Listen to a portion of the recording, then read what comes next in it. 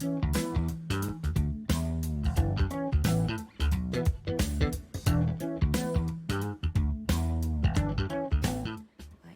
kita proceed kepada subtopik 3.6 which is Kirchhoff rules.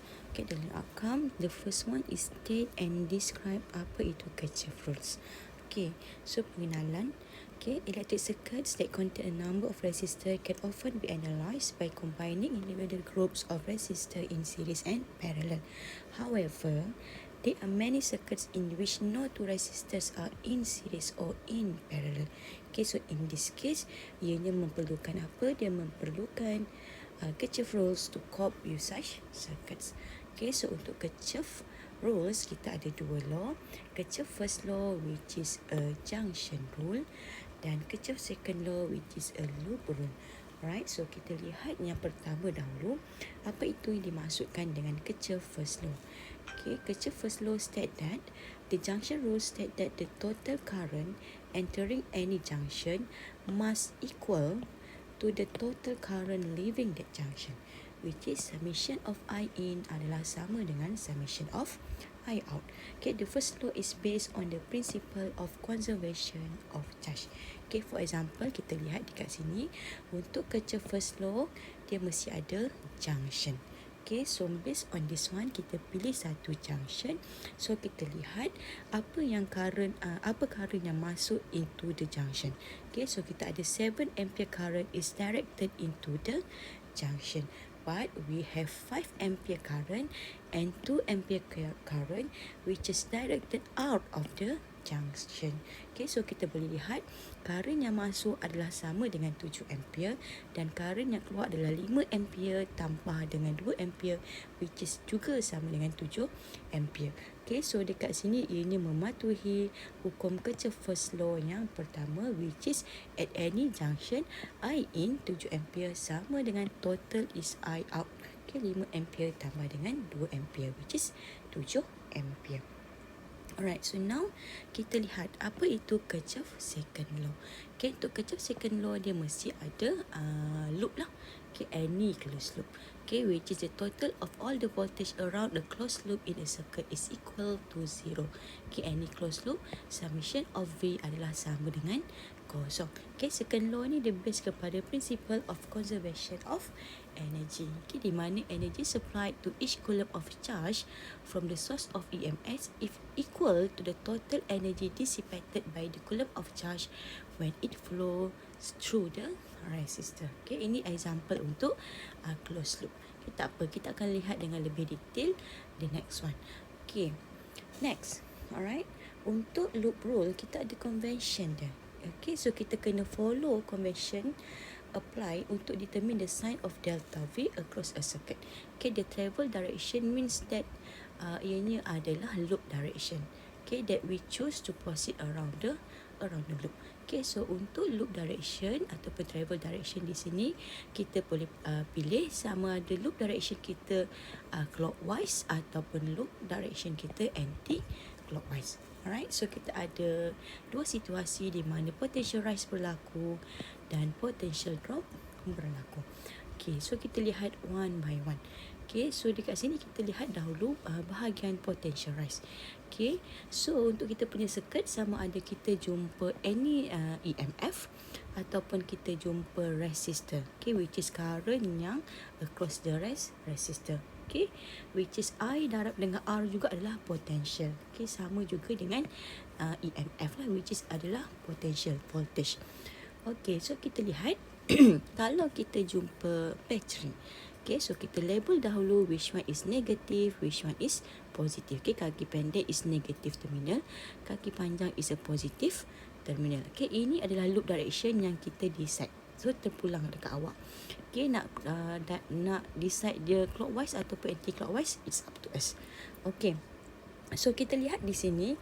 Okay, loop direction kita which is it travel from negative terminal to positive terminal battery. Okay, which is daripada lowest potential kepada highest potential, negatif kepada positif. Okay, so berlakunya apa di sini? Berlakunya peningkatan voltage. So means that berlakunya potential rise.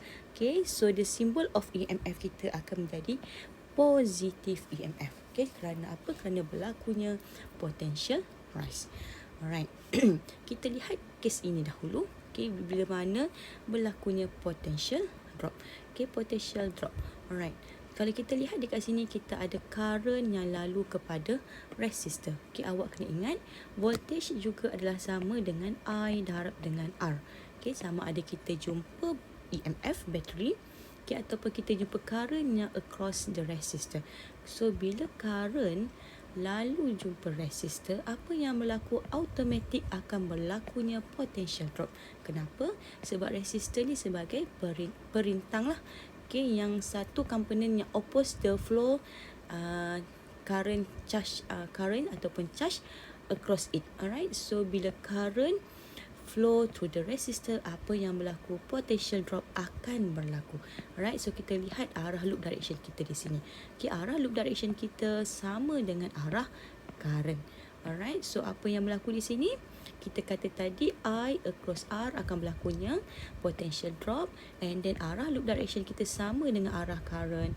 So dia punya simbol akan menjadi negatif IR. Okay, negatif IR ni, negatif ni bagi tahu tentang apa? Tentang berlakunya potential drop. Okay, so kita lihat the next one. Kalau tadi arah current dengan arah loop direction sama, tapi di sini kita ada current yang lalu kepada resistor. Okay, current lalu kepada resistor, apa yang berlaku? Automatik akan berlakunya potential rise. Memang akan berlakunya potential drop. Okay, current lalu kepada resistor, resistor adalah sebagai perintang. Okay, memang akan berlakunya potential drop, which is negative IR. Tapi kita lihat loop direction. Okay, arah loop direction is opposite to the current yang lalu di sini. Okay, so direction loop opposite to the current. So kita reverse, which is the reverse. Okay, so that's why lah kita kena letak negatif di sini. Okay, negatif di hadapan. Sebab apa negatif? Sebab nak bagi tahu arah loop direction tak sama dengan arah current. Okay, so kita letak negatif. Okay, reverse. Okay, reverse process. So negatif darab dengan negatif IR, so akan jadi positif IR. So positif kat sini nak bagi tahu tentang berlakunya potential rise. Okay, saya ulang balik. Current lalu kepada resistor, automatik akan berlakunya apa? Akan berlakunya potential drop. Tapi disebabkan oleh arah loop bertentangan dengan arah current, so reverse process berlaku. So that's why kita letak negatif di hadapan, negatif IR. So kita ada positif IR, so means that potential rise sedang berlaku. Okay, now kita lihat kesnya ini pula. Okay, which is kita jumpa EMF ataupun cell battery. Okay, so kita ada negatif terminal dengan positif terminal. Ini adalah arah loop direction kita. Okay, so arah loop direction kita, which is it travel from highest potential kepada lowest potential, daripada positif ke negatif. Okay, so berlakunya apa kat sini? Berlakunya potential drop. Okay, that's why lah sign convention kita untuk EMF akan menjadi negatif EMF. Okay, so kita kena lihat kita punya sign convention betul-betul lah bila kita nak substitute untuk apa? Untuk loop rule. Okay, kita lihat lagi contoh seterusnya. Okay, ini adalah case untuk potential rise. Kita ada point A, kita ada point B, and then kita ada battery EMF. Okay, so how to write the equation? Okay, so first kali kita label dulu kita punya battery EMF kita, which one negative terminal, which one is positive terminal. Alright, and then kita label juga mana kita punya loop direction. Okay, so dia travel daripada point A pergi pada point B.